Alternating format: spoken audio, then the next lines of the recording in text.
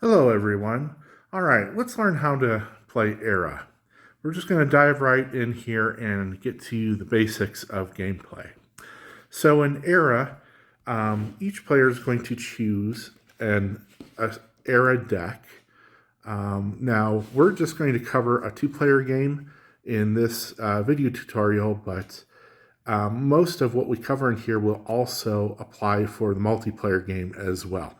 So anyways, each player is going to choose an era deck. So let's say for this example that I've chosen the American Revolution deck, and let's say my opponent has chosen the Space Race deck. So the first thing you're going to do is you're going to take the 10 red bordered conflict cards in your deck and you're going to give them to your opponent. So I chose the American Revolution deck, so I gave my red bordered conflict cards to my opponent, and they're going to do the same. They're going to take their red bordered conflict cards and they're going to give them to me. And we're going to shuffle those cards we received from our opponent into our deck. Now, for brevity's sake, we're not going to do an amazing shuffle. We're just going to mix these in.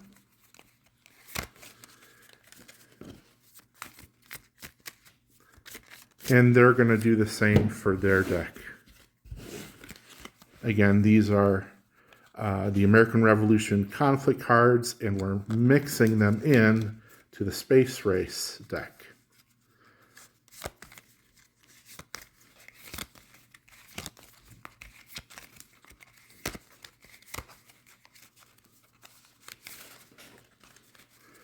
So the main thing you're going to be doing on your turn is you're going to be drawing face down 8 cards. Now, if you're the first player, you're only going to be drawing 6. Now, to determine who the first player is, you can flip a coin if you want to, but another way is you can both draw cards from the top of your deck, and the first person to show a conflict card goes first. And you just keep going until someone gets one. So I would go first since I drew a conflict card. In the event that there's a tie, you just keep going until only one person is showing one.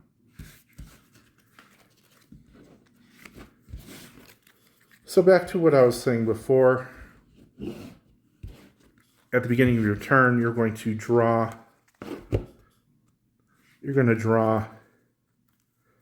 8 cards from your draw deck, but if you're going first, you're going to draw only 6, and it's a one-time thing that you do just for the first turn, but for the rest of the game, you're going to draw 8 cards face down. So you're going to take these cards, and I know my setup is a little tight here, but you're going to take these cards and you're going to basically put them into 3 different piles as you see fit. So without looking at them, you're going to put any number you want into your build pile, which will be off to the right here.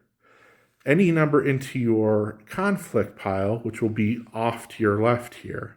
And the remaining ones will be put in the middle here, and you'll be able to flip over and look at them and play them on your turn. Before we get any deeper into that, I do want to say, of course, that you're going to have your tokens off to the side here. So these are your progress tokens that will give you points for the game. And the way to win the game is to be the first to get 15 or more of these progress tokens.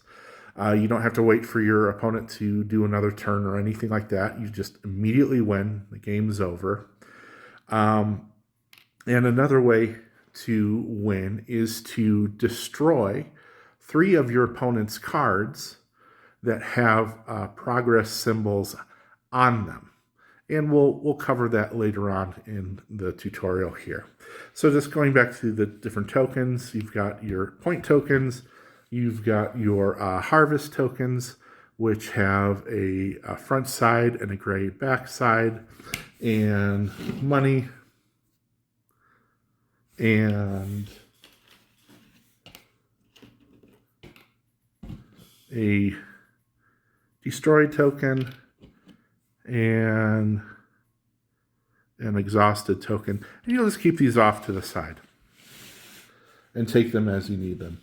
So setup is pretty straightforward. Anyways, okay. So at the start of our turn, we're going to get our cards here. We're going to designate them or delegate them into the pile that we want. So let's say we put 3 cards face down into our build pile, and maybe 1 card into our conflict pile, and the rest we're going to turn over. So these ones we can play. In the upper left-hand corner is going to be the cost of the card, and you're going to pay for that cost by discarding cards from your build pile. So these are kind of your generic resources over here. So if I wanted to play, let's say I wanted to play this card. It has a cost of 1. So I'm going to discard one of these cards from my build pile, and I'm just going to put it face up into my discard pile, just like that. Now, both players can look at their discard piles at any time during the game. That's a key part. So I would be able to put that card into play, and any other cards that I have not played must be discarded. You're not allowed to keep cards from turn to turn. So because I didn't play this card, I have to discard it as well. Okay, so one of the main symbols in the game is the progress symbol. And it looks like this. And the way this works is that if you had this card, at the beginning of your turn, you're going to earn 1 progress token for each symbol of this that you have. So if you had these 2 cards out at the beginning of your turn, you would get 2 progress tokens, one for Washington and another one for Jefferson. Pretty straightforward.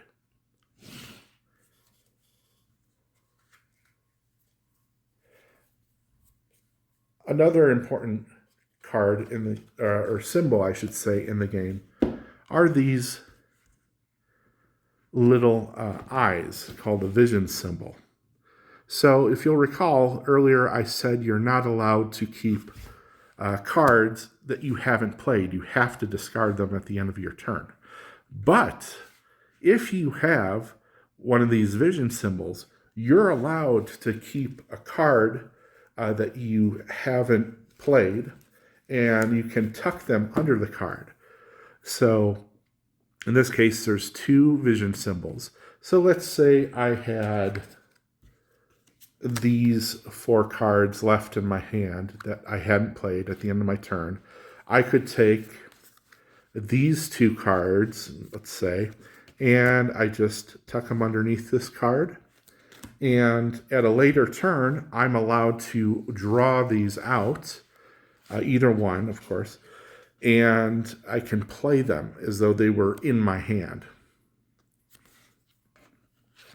And quick note, you cannot keep red bordered conflict cards under vision. So you cannot do that.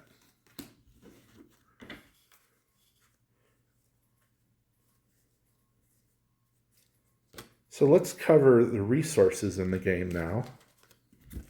The first resource is, money. And the way you get money is you have to have a matching set. So what I mean by that is you don't just get a money by having this symbol. You also have to have it paired with a resource card. And resource cards are horizontal, and they look like this. So they're horizontal. They don't cost anything. So as soon as you have them in your hand, you can play them. And at the beginning of your turn, if you have a matching set, then you would get 1 money. So if I had, let's say, these 2 cards out here, and I had these 2 horizontal resource cards, there's actually 2 matching sets here. So at the beginning of my turn, I would get 2 money. And it's this way for, as far as these symbols generating tokens every turn, it's that way for all the symbols in the game. They're generating it every single turn. It's not just a one-time thing. So what can you do with money? Well, you can use money as a resource. So let's say you've got some cards here in your build pile, and you want to play Jefferson. Well, normally you'd have to spend 5 cards and discard them. But in the case of having the money here, you could just spend 3 cards from your build pile and spend 2 more for a total of 5 resources. So these can kind of act like a substitute for a discarded card from your build pile. A second use of money is in attacking. So we'll briefly go over attacking here. But the way attacking basically works is that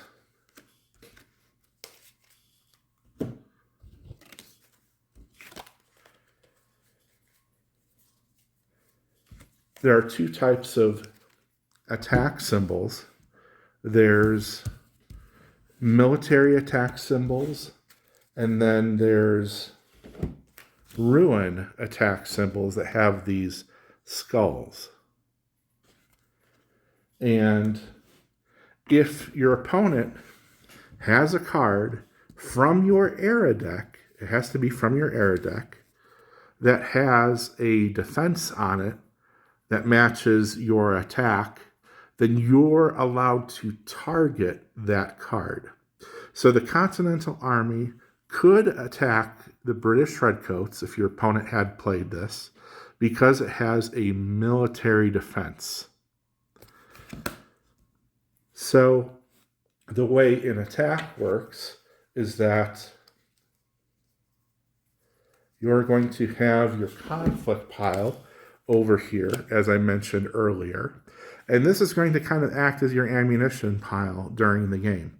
So to make an attack, you declare which cards are going to make an attack. They're allowed to make 1 attack per turn. And you're going to turn over that many cards equal to the symbols, the attack symbols on it. And you'll announce how many of those symbols you want to use. So let's say I just wanted to make a basic single attack here from the Continental Army to the British Redcoats. Then I would flip over 1 card from my conflict pile and count the stars up at the top here. So this card has 3 stars, and I'm going to compare the number of those stars to the defense number here. It's a 4. And we have to equal or exceed it. So 3 is not enough to beat 4. So the British Redcoats survives. That card still stays out. And the card that I use to make the attack just gets discarded. But I'm allowed to keep doing this each turn that I want to. Now, you'll recall we were talking about money here. A second use of money is that, let's say I turned over this card to make an attack. I count the stars, there's 3. Well, I'm short 1, because remember, we need to get 4 to beat the British Redcoats. Well, if I spend a money, I can boost that attack by 1. So now, if I was to spend that money, the attack would be 4, and we would be able to defeat the British Redcoats, and we would remove them from the game.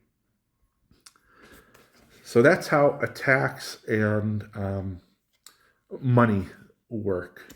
Another thing with attacking is that you can do an attack with multiple attackers, but for each additional attacker you have, you're going to have to discard a card, or I should say, like, burn a card from your conflict pile.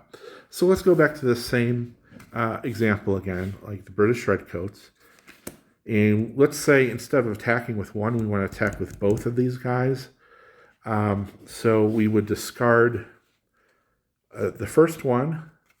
So that would be 4 stars. So that's enough. But since we've already declared these 2 to be the attackers, we have to keep going. Then you would burn 1 card, discard it. Then you flip over a second card. And so you would add these 2 cards together, 5 stars, and that would be enough to take out British Redcoats. So that's how you do a attack with multiple cards.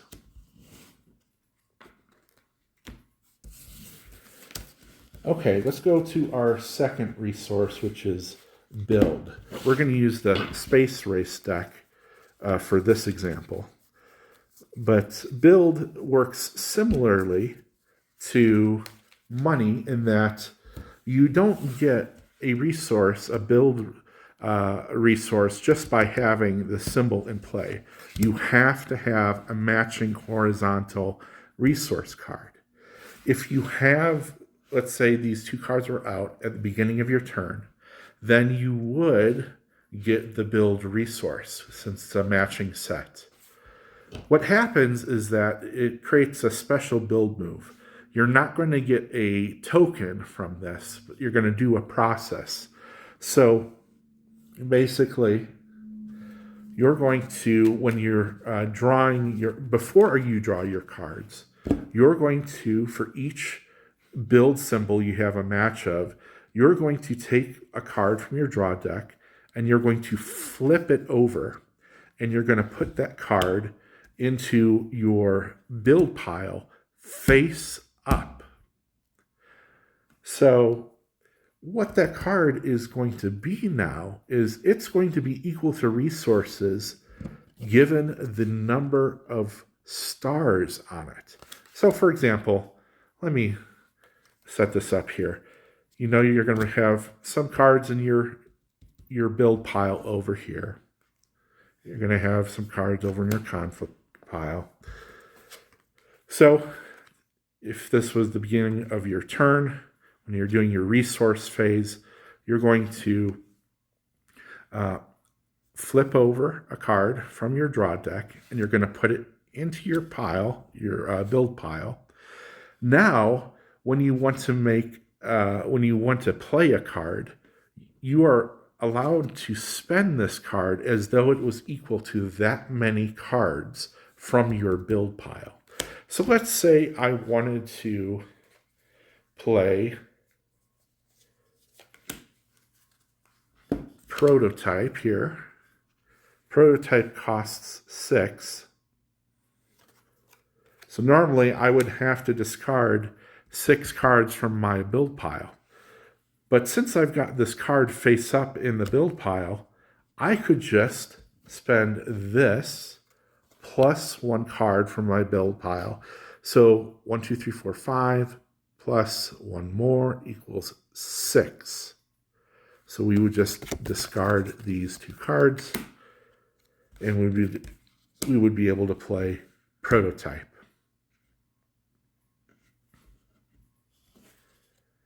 The third resource I want to cover is harvest. And harvest also works like money and build, in that you need a matching horizontal resource card in order to get the resource token. So if at the beginning of your turn you had this, you would get 2 harvest tokens.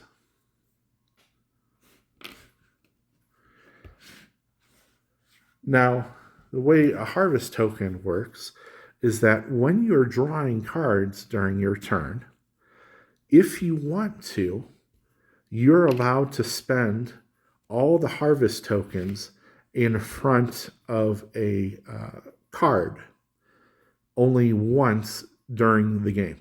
So let's say several turns have passed and this card has been accumulating harvest tokens, let's say. Okay, so when I'm about to draw cards, I can spend all of the harvest tokens in front of that specific card. And to do that, I would just take one of these and turn it to its gray side to show that it completed a harvest. And what happens next is I'm going to draw 2 cards per harvest token that I've harvested. So you'll recall there were 6 out here. So since we're harvesting now, 6 times 2, so that would be 12 extra cards you're going to draw on top of the 8 that you normally draw. Now, just to clarify, these harvest tokens are specific to the card that created them. So let's say you had these 2 cards out and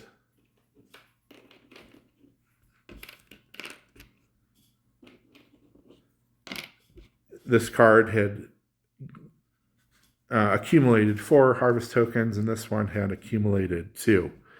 Well, if you harvest this one, again, it's only once per game, this means that this card can no longer harvest. But this one can keep harvesting. Okay.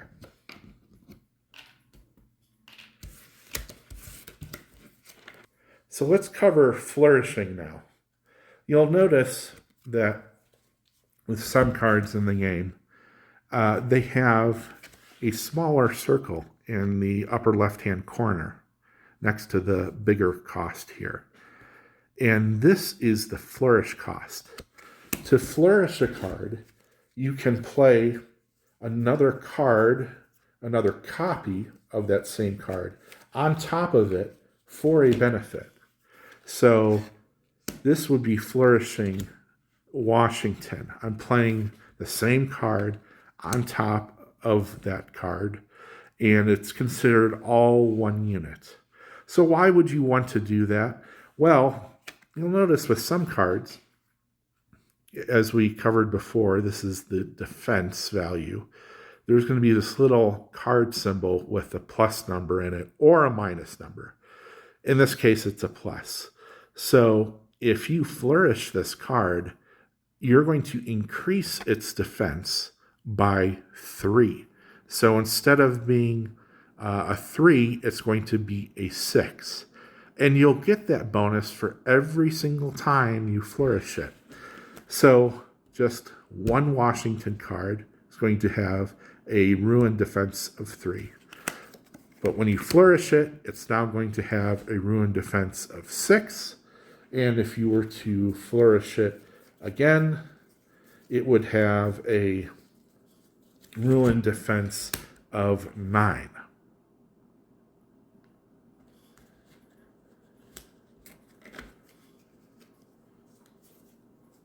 Now, sometimes when you flourish, you'll also get a bonus.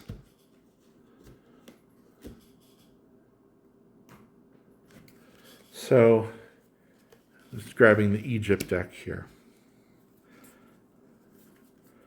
You'll get a bonus for every time you flourish the card. So let's say you have this card. If you have just one copy of it out, which would cost you 3, you're going to get a harvest symbol. But if you flourish it for 4 and you play another storehouse, you're now going to get the symbol to the right of this divider for every time you flourish it. So if you just play one copy, you would get the harvest token. But if you were to flourish it, the second copy would give you a progress symbol. And let's say you were to do it one more time, you would get yet a second progress symbol. So when you flourish, you get whatever is to the, let me say it this way. When you play only one copy, you get what's to the left of the divider. And when you flourish a card, you get whatever's to the right of the divider for each time you flourish it. So in this case, if this was what was out, you would get 1 harvest symbol and 2 progress symbols for these 2 on top because you flourished 2 cards.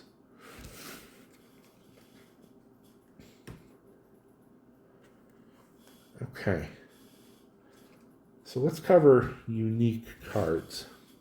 You'll notice that with a lot of cards that you play in the game are going to have this little star symbol next to the title. That means you're only allowed to have one of that card in the game. Now, you can flourish it if you want, because it's considered one unit, but you cannot play multiples of a unique card. You can't do this.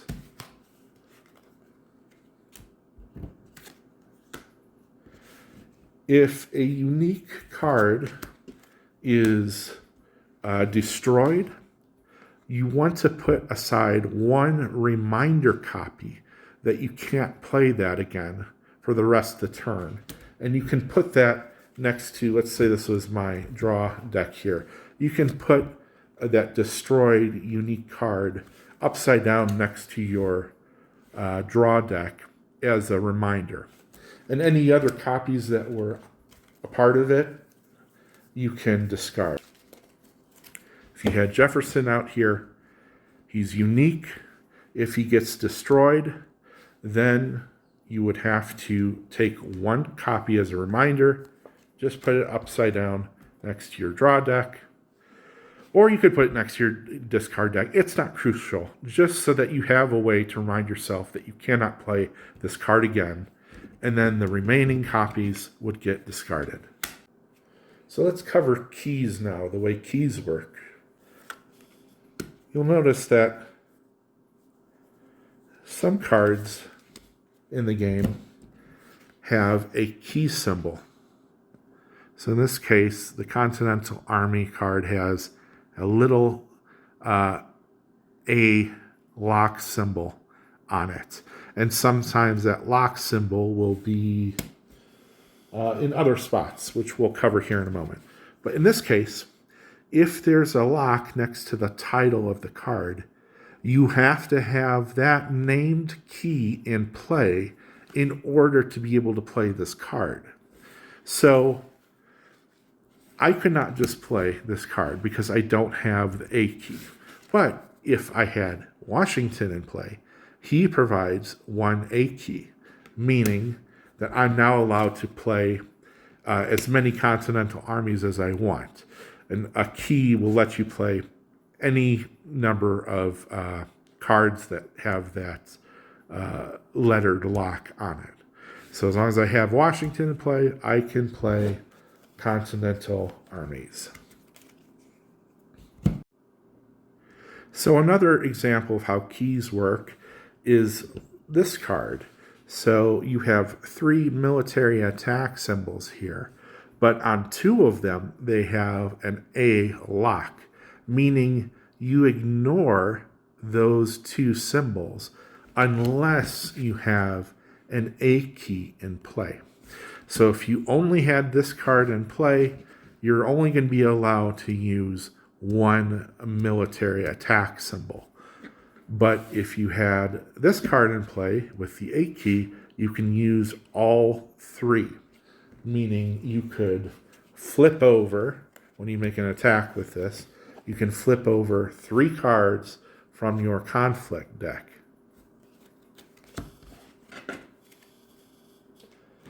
I believe there's also a card in the game that has a lock in the flourish circle. Can you guess what that means? Yep, it means that you cannot flourish this card unless you have the A key in play. So if I had Washington out here and bring out Jefferson again.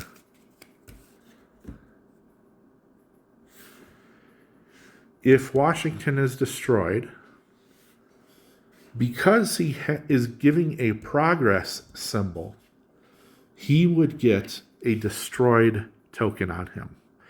And if a player gets a card with or 3 of these destroyed tokens, the other player automatically wins. So if Washington is destroyed, you would put this little destroyed token on him. It does not matter how many progress symbols the card is contributing, any number, and it just gets 1. If Jefferson was to get knocked out, he would get a destroyed token as well. Once you get 3 of those, game's over.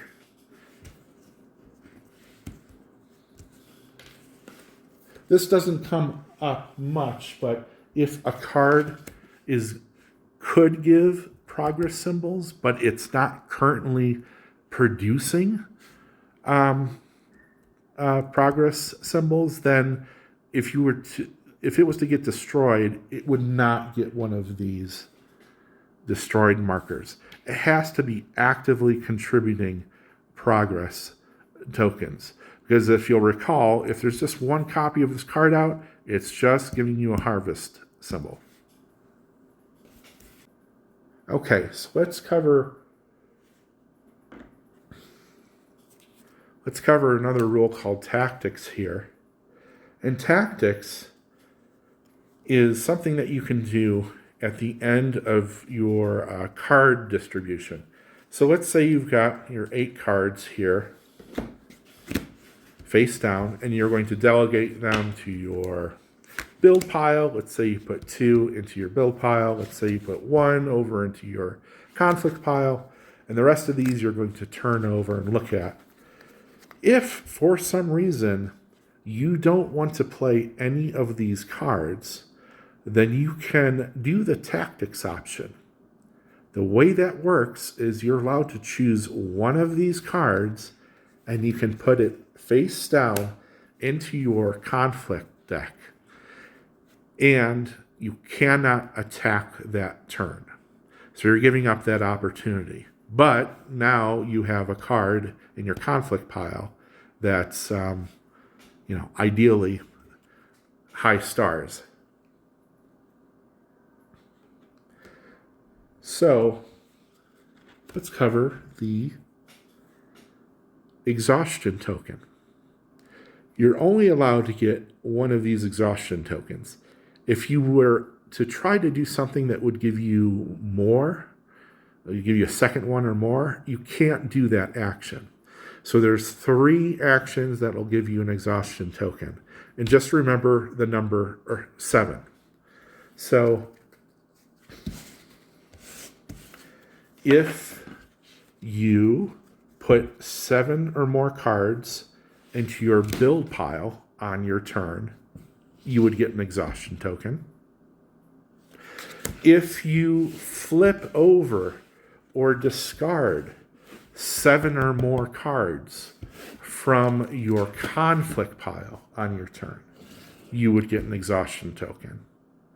Or if you were to choose the tactics option from a hand of 7 or more cards,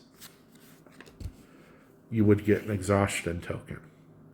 And again, exhaustion means you can't get another exhaustion token.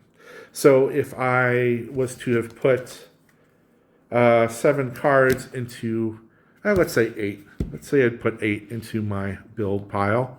I get the exhaustion token. And if on a later turn, I now want to flip over 7 cards from my conflict pile, I cannot, because I got this. The way you get rid of an exhaustion token is to play a card that has a progress symbol. It doesn't matter how many, just any progress symbol showing on the card, and you get rid of the exhaustion token. It has to be on a later turn. One other thing, blocks. How do block symbols work? They're really self-explanatory, but just to explain, a block symbol blocks your opponent's symbol of that same type. So this will block one ruin symbol that your opponent has.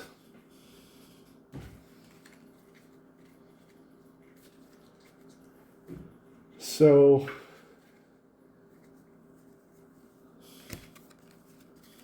if your opponent had this really bad card called Ice Age out, and it gives them three ruin skulls for a cost of 0.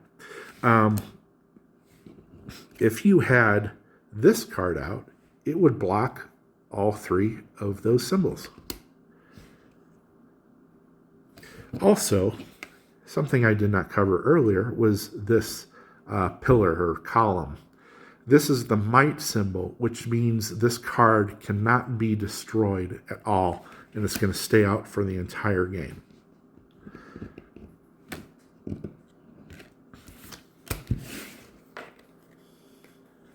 And in the case of like the invention deck here, Thomas Edison, when you play him, just one copy of him,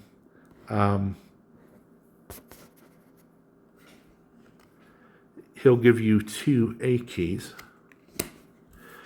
But this card, if your opponent plays it, would block one of those keys. So if this card was out, one of these keys would be covered up. And if your opponent played a second Westinghouse card, then both of those keys would be covered up. And you would have to flourish Edison to keep generating more keys so that you have at least one key available to play Electric Light, which requires an A key. Okay, I know something that I want to cover. Okay, there's a symbol that I want to clarify and show exactly how it works, and that's the unique block. Most of the blocks are self-explanatory, but with this one, it's going to block not just one unique symbol, but all unique symbols in your deck. So if you'll recall, we said that if a card has this little star symbol on it, that means it's unique, and you can only play one copy of it. But if you have a card in play that has this symbol showing the unique symbol blocked out, that means your cards come in as if they didn't have that symbol on them, meaning you could play multiple unique cards if you want. And even if one is destroyed, since it's no longer unique, you can keep playing that card so long as you have the unique block in play. So the way that would work for this card, for Bale, is that if you had Al Capone, who is unique, if you have him, the Bale, in play, then even if Al Capone is destroyed, you can play Al Capone again. And because he's not unique, you could, if you want to, play multiple copies of Al Capone.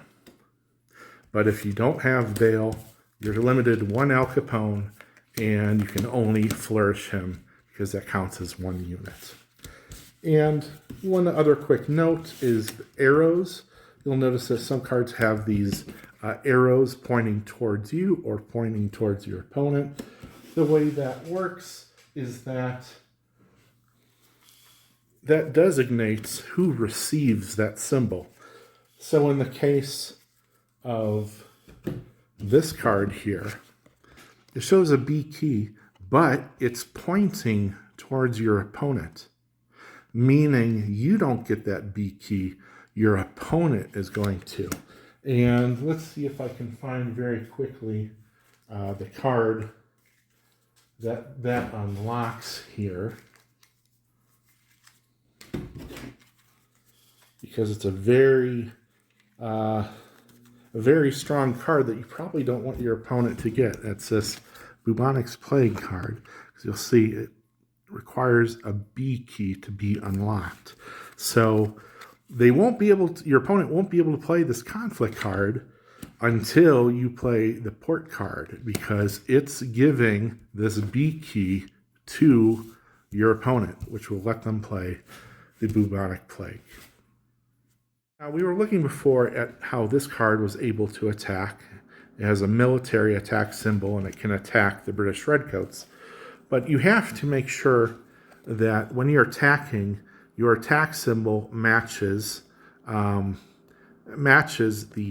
defense symbol on that card.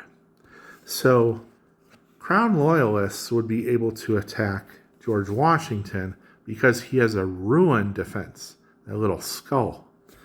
But Crown Loyalists would not be able to attack the Continental Army because it has a military defense, little swords and shield there. That's a very important thing to make sure is correct. Now, another thing I wanted to clarify, which I think I touched on it briefly, but if you have, let's say this is the game. I know my setup is really cramped here, but let's say these are my cards.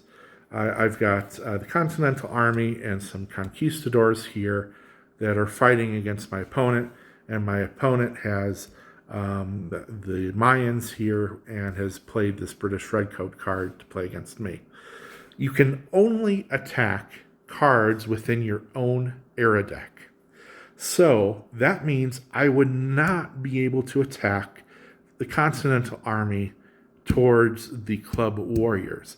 Even though the Club Warriors has a military defense, these are not part of the same era. So he could not attack that card. Another way of remembering it is that there's no time travel in the game. Another way is also a conflict card must, or a normal card must always attack a red bordered conflict card and vice versa. But I think the easiest way to remember is just you can only attack cards within your era deck.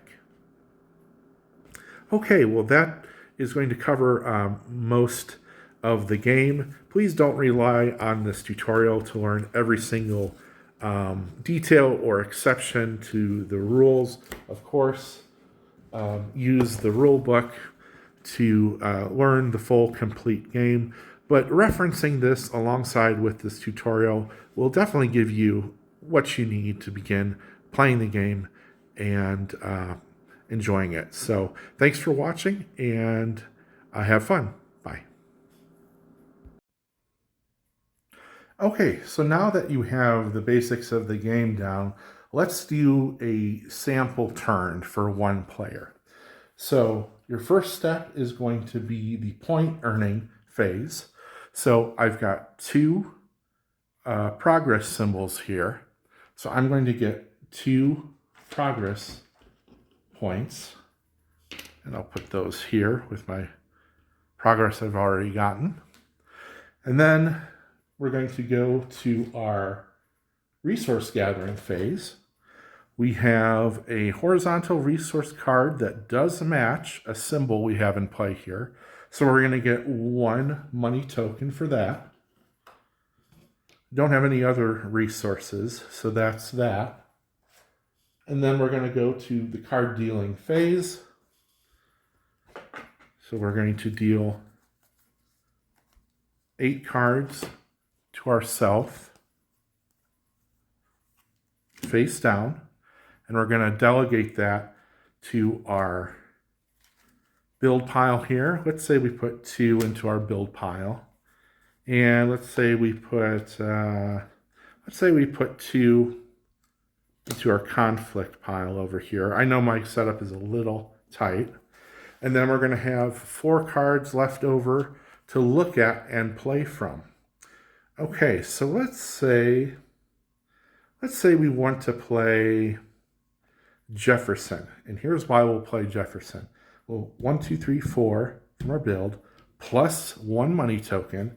So combined, that's going to be a cost of 5. That'll allow us to play Jefferson. He'll give us a progress token on future upcoming turns.